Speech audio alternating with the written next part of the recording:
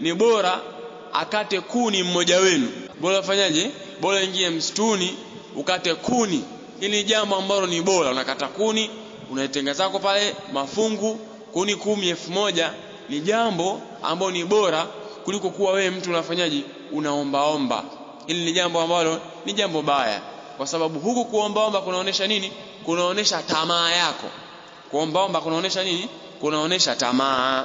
Ndio Mtume akasema kika amefaulu yule ambaye atafanyaje? Atakayeruzukiwa nini? Atakayeruzukiwa kujitosheleza na nini? Kutowaomba watu. Ni riziki kutoka kwa Allah tabaraka wa taala.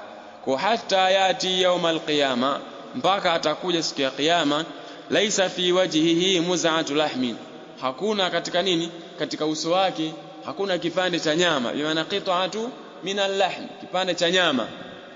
Hapa tunatafsiri kwa maana zote. Bimaana mpaka atakuja siku ya kiyama hali ya kuwa ni mtu ni dhalili, mtu ni mnyonge, au atakuja siku ya kiyama hakuna katika nini? Katika uso wake, sehemu ya mashavuni huku hakuna sehemu ya nini? Hakuna sehemu ya nyama, maana nyama imenyofolewa.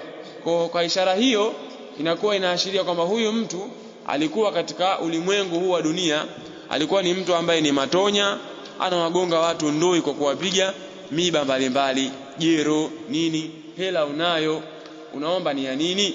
Tena mbaya zaidi ni nini?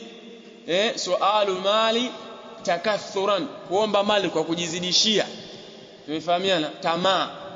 Una 1,000 lakini ningepata 2,000, sasa nimepungukiwa. Hizo ni tamaa.